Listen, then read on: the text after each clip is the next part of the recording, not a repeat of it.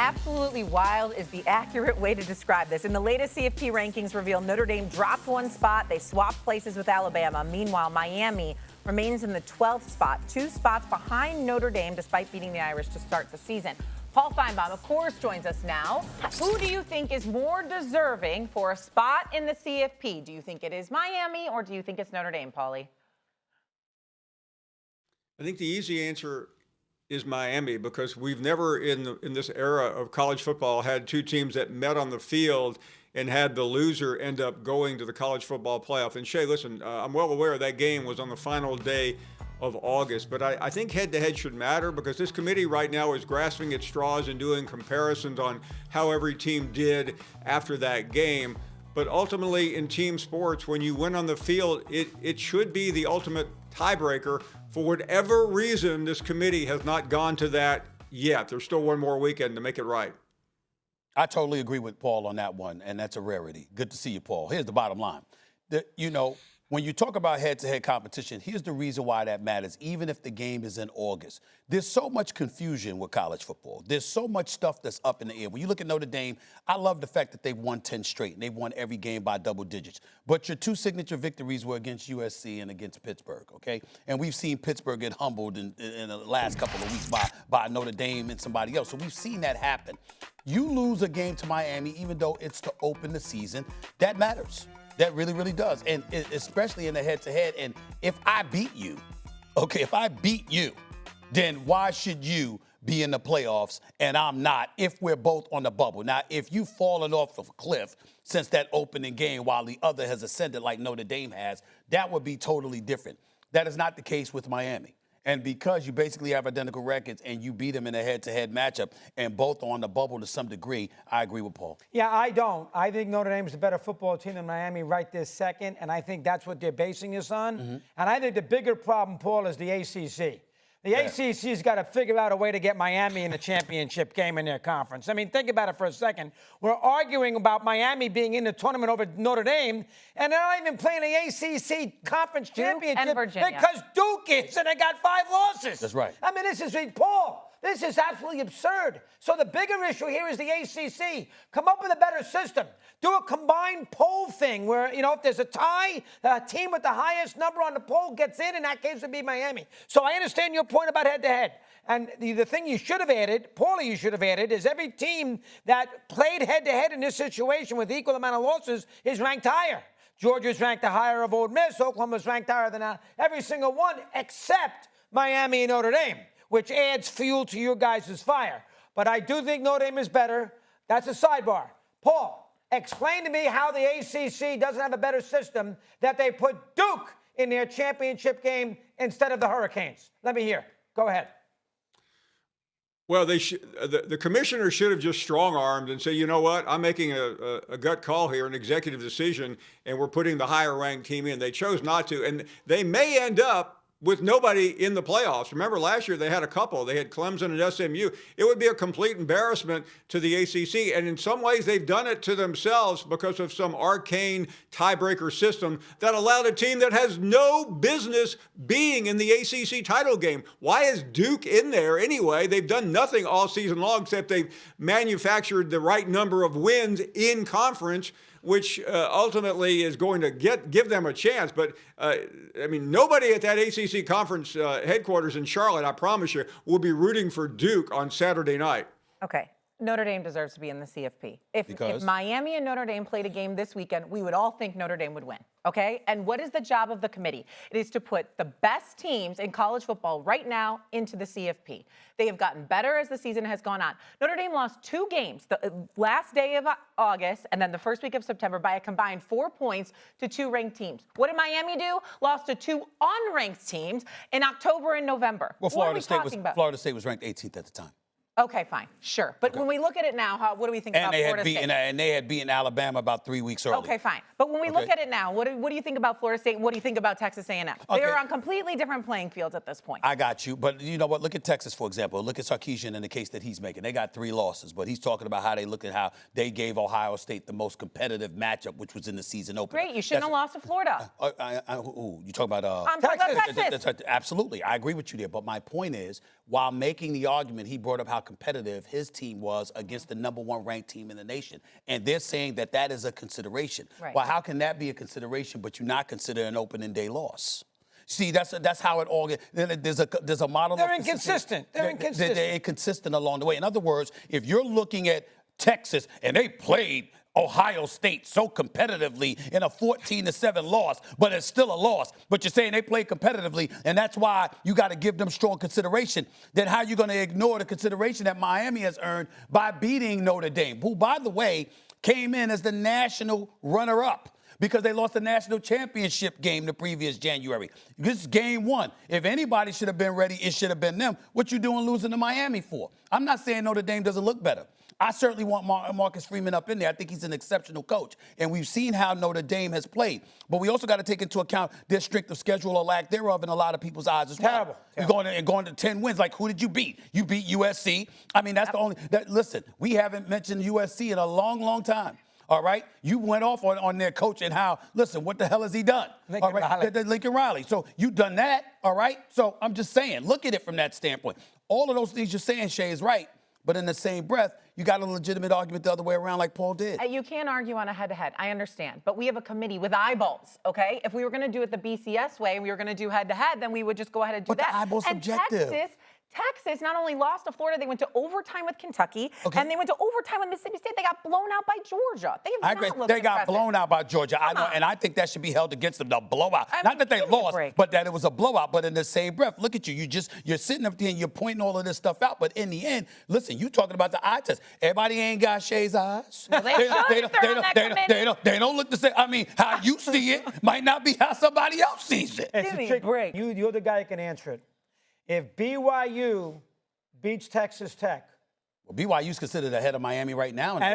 Forget who they're going to knock out. Better. Yeah. Texas Tech's going to make it. Yeah. Paul, who's getting knocked out of Alabama, Notre Dame, all these teams if BYU steals a bid on Saturday afternoon? You're the expert on this. Who's going to get knocked out?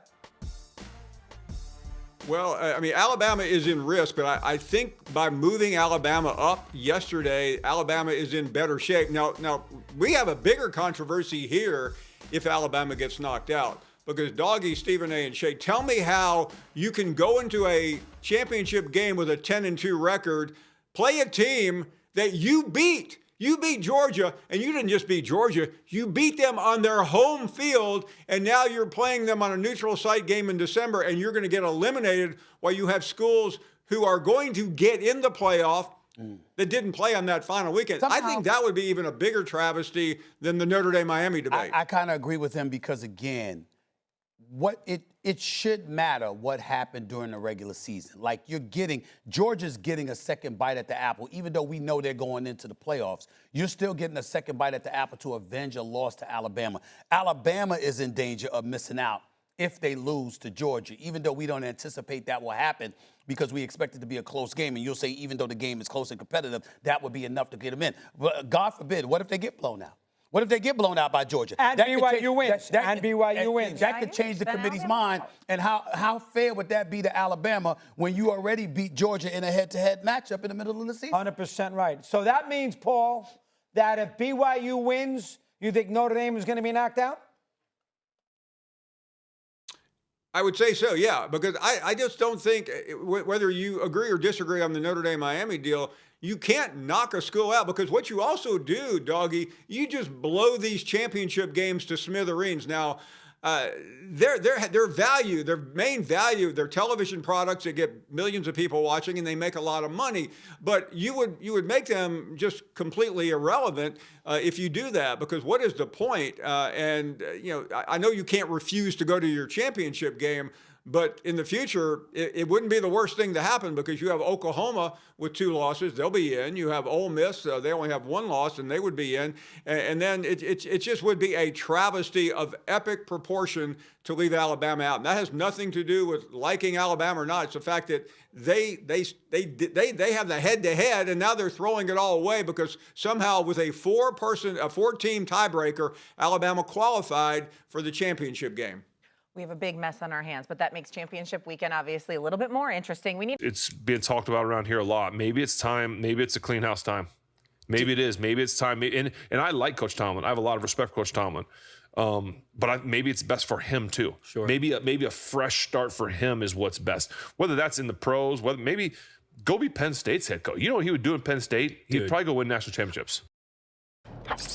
Now, this is not something I thought I'd ever hear. And from his former quarterback, Stephen A., your thoughts on Big Ben saying maybe Mike Tomlin should go to Penn State and be their head coach? Well, I think that anything that Big Ben says about the Steelers, we have to listen to. He's a two-time Super Bowl champion and a future Hall of Famer.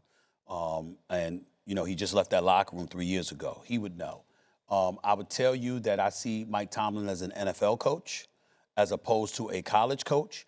You would have to tell me what kind of NIL money Penn State was willing to throw into its coffers for a coach to go out there and compete in today's NFL. If you're talking about Mike Tomlin going into a living room to recruit kids, you can't tell me two people that would be better than him at that. He would be elite at that, and I think that he would get a boatload of athletes to come to Penn State, and he would instantaneously resurrect that program. Whether or not he wants to deal with things administratively and what comes with being a college football coach, I've never got the impression that he's been interested in anything but the NFL. But this is not beyond the pale. It's not off kilter. Ben Roethlisberger is not off his rocker by saying such a thing. I think it's something that Penn State should have thought about, to be quite honest with you. But I do appreciate Ben acknowledging that it appears to be time for a change in Pittsburgh. I love Mike Tomlin, and Mike Tomlin is great to me, but you haven't won a playoff game since 2016, Doggy and Paul. And what I've said on national television repeatedly over the last week is this: had that been any other coach that hasn't won a playoff game since 2016, what would we be saying? That's just being fair. Yep, I agree. What is your reaction, Paulie, to Tomlin possibly going to Penn State? Everything that Stephen A. said about Mike Tomlin, I agree with, but I just don't think going from where he is right now, beleaguered and embattled, and immediately going into college football, especially at a school like Penn State, would be the wrong move. I think Mike Tomlin needs to take a break, take a year off, do whatever he wants to do TV, be on with Stephen A. and Doggy and Shae. But I think going right to that job, he would not be mentally prepared for it. I mean, as great as he is, he's a discipline-oriented coach. To have to deal with the insanity of college football today, to have to start stealing players in the portal, and that's really what he would have to do, because he would miss the high school recruiting. That is today. High school recruiting day, signing day is right now, not 3 weeks from now when the NFL regular season ends. So, Big Ben, great idea, but the wrong time. I think he would be a mess right now trying to make that transition. Yeah, I agree with both you guys. I think he's a pro coach. And I'll tell you something else, too. Think about this game Sunday. A lot of people think Harbaugh should go, too. He's been there a long time in Baltimore. He has been a long time since he's won. He's got a great quarterback. A lot of people in Baltimore, they're 6-6, underachieved, lose a lot of playoff games. Maybe both openings in the NFL this year. Let me say this one last point, because I think it's important to say with both of you here. Players get let go all the time. Players get changed all the time. There's trades, there's cuts, there's all of these different things. Just because somebody is saying that it's time doesn't mean you can't coach. Doesn't mean you don't deserve to be a head coach. It just means it might be. And we don't say that enough. When I talk about Mike Tomlin, if you're talking about John Harbaugh, the city of Baltimore, the city of Pittsburgh, because of the expectations that come with those franchises, have every right to say, it's time for a change. It's time for a new voice. That's all. Now, if you're saying a person can't coach, they deserve to be fired, get rid of them, they don't deserve another job, you're being too damn harsh. I agree. But there does come a point in time where you, in that locale, that specific place, 100%. Hey, it's time for change. Yeah. Penn State should hope you'd want to go there. Right now, I think they have 3 recruits. They fired their coach in October before anyone else. And the BYU guy blew him off. I mean, they've gone through a list of people. They are in a world of hurt right now in Penn State. All right. You want this, you got